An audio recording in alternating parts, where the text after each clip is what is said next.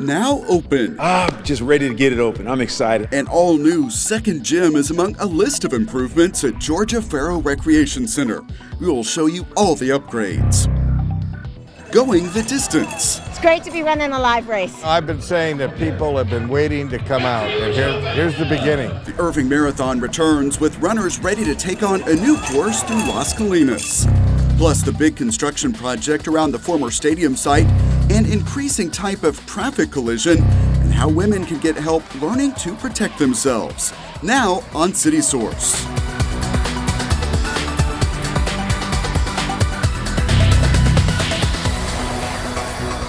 Irving is just days away from having a new light rail station, and this one is expected to help area business. Hello and welcome to City Source. I'm Thomas Gandy. We'll hear from Mayor Stopfer about that new station and other transportation projects coming up. But first, there's been some progress in the battle against COVID-19. Even so, federal experts warn, do not let your guard down because they see the possibility of another surge. The availability of the vaccine is getting some of the credit for the recent drop in cases. Now, the state of Texas is making the vaccine available to everyone age 16 and older. The cities of Irving and Grand Prairie continue to operate a joint vaccination center at the theater at Grand Prairie. So far, EMS personnel from those cities have administered around 15,000 shots. People have commented on social media that the local operation is very efficient. Appointments are required, and you can get those through Dallas County. Call 1-855-466-8639, which is 1-855-IMMUNE-9. The line is open 7 a.m. until 7 p.m. daily. You can also register and learn more at dallascountycovid.org. The county will assign you a vaccination date, time, and location. Also keep in mind that the vaccine is available through some pharmacies and doctor's offices. Those require separate registration. New assistance programs are available for people facing financial and housing struggles because of COVID-19. There are programs for renters, people with mortgages, and the homeless. To learn more about the requirements and how to apply, visit cityofirving.org/COVID-housing or call 972-721-4899. As we have been reporting for the past year, the pandemic did not stop the city's major projects from moving forward. A $3.6 million expansion and renovation at Georgia Farrow Recreation Center is complete, and the center is now open. A federal program funded the improvements. We got a preview in advance of the opening. You know, I think it's really going to surprise and wow a lot of people for lack of. Soon, everyone will get to have their own first impressions. I want them to say, wow. Of the newly expanded Georgia Farrow Recreation Center. We are going to take a look at all that is new, but this is the biggest update. A new second gym with an indoor turf field. It's just a whole game changer for what we want to do here. It offers a lot of level of flexibility that we've never had before. It's set up for soccer right now, but Parks and Rec Director Joe Moses wants everyone to imagine the possibilities. You can do preschool t-ball in here. You can do boot camps, all types of fitness activities in here, all in a climate-controlled environment. The other half of the new gym is a basketball court. Well, the basketball goals go down to 8 feet. And the good thing about it is you really can focus on your elementary school kids on this side. It's hard to mix them in with the junior high and high school kids in the gym. The original gym keeps its traditional full court layout.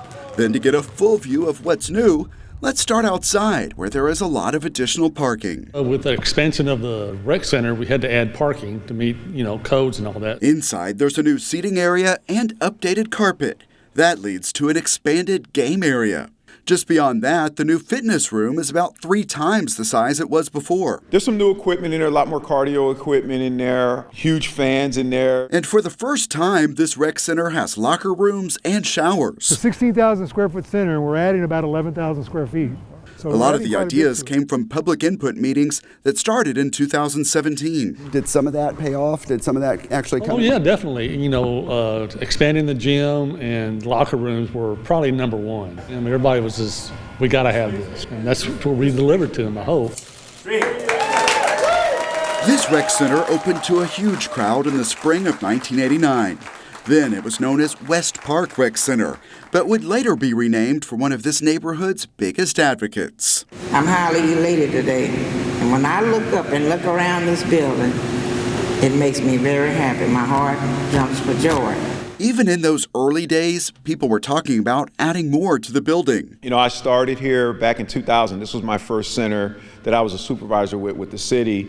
And back then, I can remember talking to residents, and there was a feeling of being shortchanged. As you know, there was a second phase that was originally part of this with racquetball courts and things like that. That never happened. So to be able to come back and do something like this just brings me full circle. And some of the rich history of this community may be a part of this center's future, with possible murals or exhibits. We want to embrace the heritage of the Bear Creek community. Already, there is plenty to celebrate, with an all-new playground open outside in West Park. The playground has been a huge success. And now a renovated and expanded recreation center paid for with federal dollars. Again, that center is now open, and we are hearing more about the phased reopening of all recreation centers. Reservations are no longer required for the fitness rooms. Game rooms and locker rooms are open. Gym play has resumed. That means pickleball and badminton are back on. Also, the Heritage Aquatic Center is open with modified hours and capacity. Reservations are required for that aquatic center. The Parks and Capital Improvement teams also say that the work at Heritage Park remains on schedule for a fall opening. If you missed our update in our last show, you can find it at youtube.com/the City of Irving. Search for Heritage Park.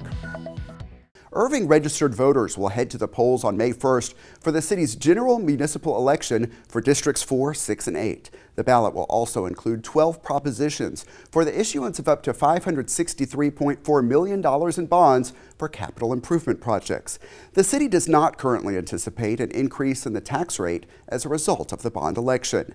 The proposed bond projects include street and transportation improvements, city facilities and infrastructure, along with improvements in the areas of police, animal services, fire, parks and rec, information technology, library, the Arts Center, and joint public safety facilities. An 18-member City Council-appointed Citizen Bond Task Force Committee worked for several months collecting public input and meeting with city leaders. The task force presented recommendations to the City Council, and the propositions were then finalized. Here are the dates to keep in mind. Early voting runs April 19th through 27th. Election Day is May 1st. Find polling locations at dallascountyvotes.org. The City Secretary's office can answer election questions. That number is 972-721-2493. DART announced that the new Hidden Ridge Light Rail Station will open on Monday, April 12th. Along with light rail, it will offer parking and facilitate transfers to bus lines. Here to talk more about it is Irving Mayor Rick Stopfer, who serves on the board of DART. Thanks for being here, Mayor. Thank you, Thomas. Appreciate the opportunity to talk about what's going on in the city and with DART. Of course. And what do you think the impact of this new station will be? Well, it's a great opportunity for our residents to take advantage of something that we put a lot of dollars into, and that's the DART system. The light rail system, this is a direct connect to the airport, and it's a place where people can park their cars and go and get to the airport and not have to go through all the hassle of parking and paying those fees, and make it out there, and then easy ride back, and they can easily go home. Yeah, and that area around the station has changed so much. I remember being out there just a few years ago and still seeing the remnants of Ben Carpenter's ranch, and now we've seen so much development out there. What do you expect for the future? Well, I think the future on that 100 acres of Mr. Carpenter's ranch is going to be dynamic for the city of Irving. We already see Pioneer's headquarters there that just stands out and is really a beacon for our community. And the employees and being able to use the DART rail system to come and go. It's a way for us to reduce the traffic, a way for us to reduce the congestion. And as we continue to develop out that site, we'll see more corporate headquarters. We're looking at an innovation center. We're looking at Verizon expanding their footprint here in the city of Irving. So all those things coming together, it's going to be quite a facility, and having the rail stop is just the cherry on the top of the sundae.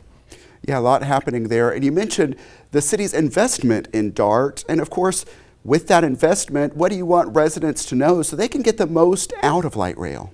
Well, one of the things, in addition to the light rail, there's really three components to DART that play a major role. The light rail is the opportunity for us to get across the Metroplex with over 700 miles within this area that we have rail system connecting us to, so it's a way for people to come and go to work and enjoy things like the Mavericks games and the Stars games and things of that nature. But we also have at this site will also be a bus drop-off, and we have an extensive bus service that goes throughout this system as well. And then the one component that we don't always talk about as much is the paratransit system. The paratransit system is a call service that's available for those who are challenged, that need to go to the doctors, need to go to the grocery store, things of that nature, where they have the ability to have a van come, make sure that they have easy access on and off and are able to do their work. Let's talk about another transportation project now, the Irving Interchange. Tell us about that project. Well, it's coming along great. I was out there the other day and had the opportunity to kind of sneak up on the bridge and watch things from a distance, and you see a lot of dirt being moved, and if you go through that intersection, you'll notice that the lanes are moving from one side to the other, and there's a lot of cement coming out of the ground, and there's a lot of dirt moving. And in talking with the team, they feel that they're right on schedule for where they need to be on this project, which is a 4.5 to 5 year time frame. And how does that fit into the overall effort to develop the former Texas Stadium site? Well, the transportation is a key component, as it always has been for that site. The success of the stadium was based upon those intersections all coming together at that location. And we feel once we have the road work in place, we then can continue to move on with how do we develop the property out appropriately with a good mix of multifamily, single family, commercial, residential. There's just a lot of things that we have on that site, because that site's kind of the key of the whole 400 acres. And when you look at what can be done, you have the water access, you have the Campion Trail access. Most recently, we are working with Dallas to bring in the Bachman connection as well. So it's really, again, a site of multimodal, where we have the walk pass, the bike pass, the rail stop, as well as these roads coming together at this intersection. A lot happening. Mayor Rick Stopfer, thanks so much for coming in. You bet. Thank you. Moving to other news, many athletes turned out for the Irving Marathon. Organizers had held a lot of virtual runs and very small events during the pandemic, but this was the first on a larger scale. We were there to capture the action.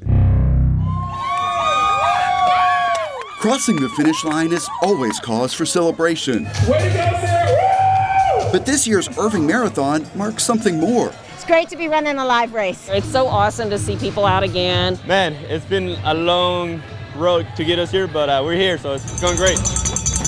After missing a year because of the pandemic, the Irving Marathon is back, with hundreds of runners taking on routes that range from a 1 mile fun run to a full 26.2 mile marathon. Yeah, pretty excited. I'm training for an Ironman 70.3. So this is part of the training. Big goals serve as motivation for these athletes. I've never done a race before at all. I want to do a marathon next, but my ultimate goal is I want to do a 50-mile race. I was supposed to run Boston and Berlin last year, and it didn't happen. So what are your goals now? Try to get into Boston this year. Some go for personal best. And I'm now 52 years old, and I beat my time by almost 10 minutes. Others go for the gold and bragging rights. City Councilman Oscar Ward took on the mile. They said, how'd you do? I said, well, I got first place in my age group, but the rest of the story, I'm the only one in my age group.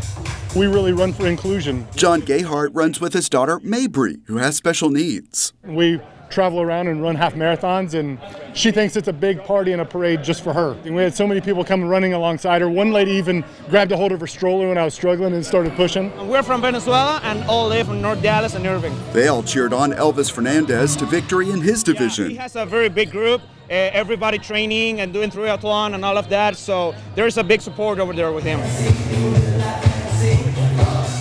During the after party on the Texas Lottery Plaza at the Toyota Music Factory, we caught up with people from many parts of the state. This girl's from Lubbock, Texas. I live in Brock. I'm from Houston. Prosper, Texas. And there were some from points farther away. Some of us were talking to some people earlier who are here from New York and New Jersey, and they're here because the events they're trying to do at home keep getting canceled, so they wanted to do something. So there's still some travel happening because it's that Boston Marathon qualifier. People will travel for it. This is a miracle. Along with those benefits to business travel brings, this marathon also raises money for the Baylor Scott and White Irving Foundation. We raise awareness and money towards childhood obesity in the elementary and middle school program. Positive outcomes for charity and participants. I've been biking, which is a loner kind of thing, so it's kind of fun to be around people again. I've been saying that people have been waiting to come out, and here's the beginning. So this is great for our venue here. More Irving Marathon running series events are on the schedule this year. and organizers hope to build on this success. Hopefully the community comes out and support, not just necessarily come and run, but also volunteer. We need people out there cheering for those runners that are running, so come volunteer, come cheer the spectators, or just come have a good time. It's going to grow and grow. If health concerns ease, they hope to grow this into an event that attracts more athletes from across the world, running for health, running for competition, or whatever their goals. Join the movement! Woo! Perfect! She knows the slogan. The Irving Marathon running series has more events coming up. The Fiesta de Mayo half marathon is coming up on May 22nd. There's also a 1 mile, 5K, and 10K on that same day. The Oktoberfest 5K is on September 18th, and all events have options to participate virtually. Learn more at irvingmarathon.com. And for people looking for a place to run a virtual marathon or just enjoy the outdoors, the city of Irving continues to expand its trail system. We got a look at the Delaware Creek Connector in South Irving.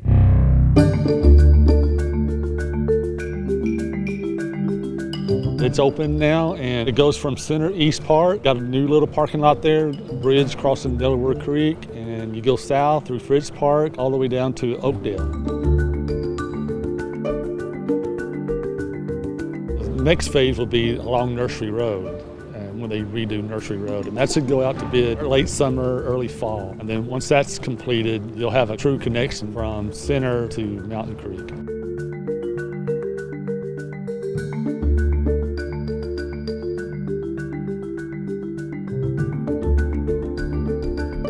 We are one of the most connected cities in the Metroplex. For residents who haven't had the opportunity to go out and explore our trails, I would really encourage them to go out, get on a bike, and just ride and just really be blown away by all the scenery out there on our trails.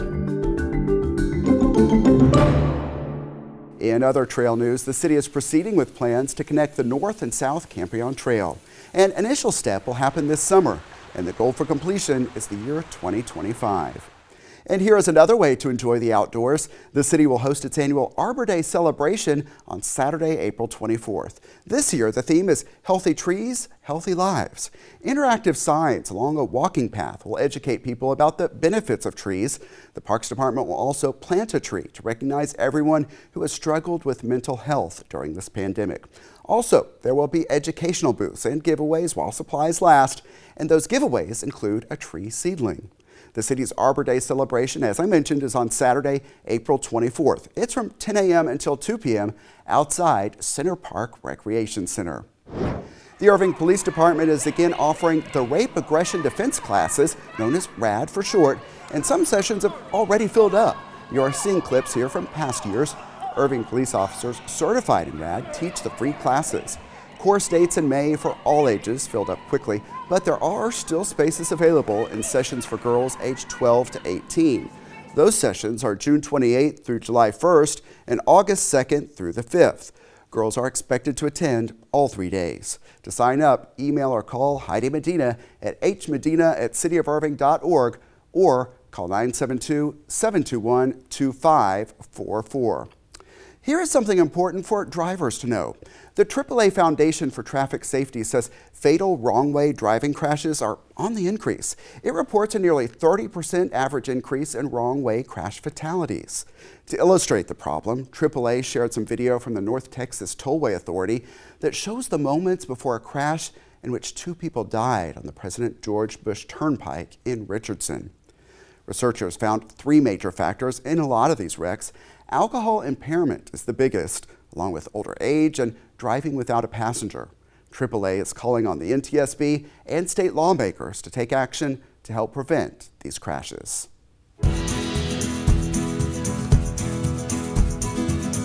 It is time now for our Pets of the Week. Michael Whiteside from the DFW Humane Society joins us from the Animal Care Campus. Good to see you, Michael. Who do you have for us today?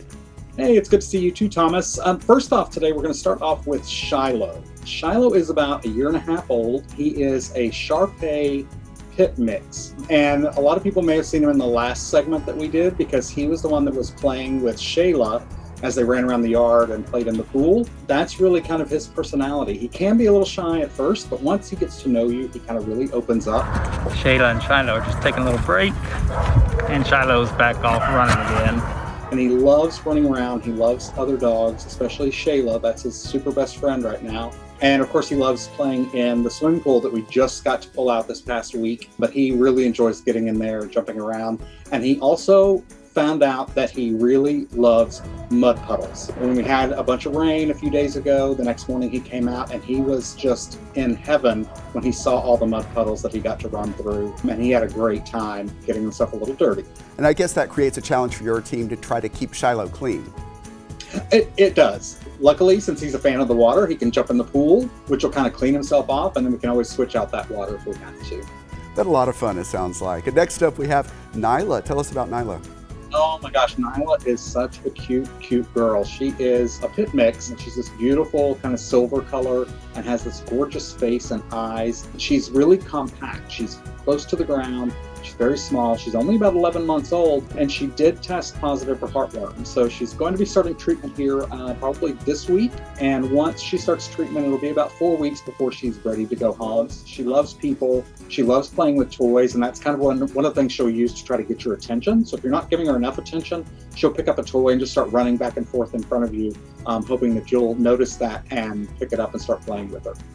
And also, you're hoping that a lot of people pay attention to her because you're looking for money to pay for some of those vet bills for the heartworm treatment, correct?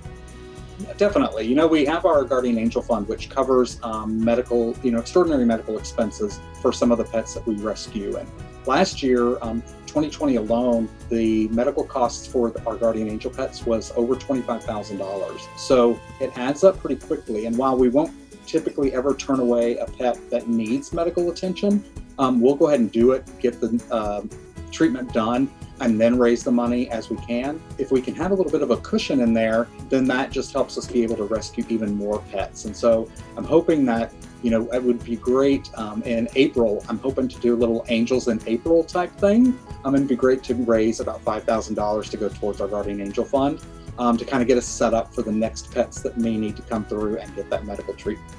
$5,000 could help a lot of animals, so definitely a good time to make a donation to the Guardian Angel Fund. Michael Whiteside, thanks so much for being with us today. Thank you, I appreciate it. And of course, the best way to adopt right now is to call the Animal Care Campus and make arrangements to meet. DFW Humane Society's number is 972-721-7788. For Irving Animal Services, call 972-721-2256. Also, check out the websites you see on your screen for more adoptable animals.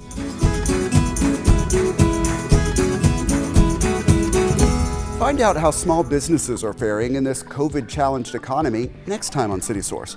Our guest will be Mary Ann Kellum with the Irving Hispanic Chamber of Commerce. Also, Williams Square Plaza is set to get a makeover. See some of the improvements planned.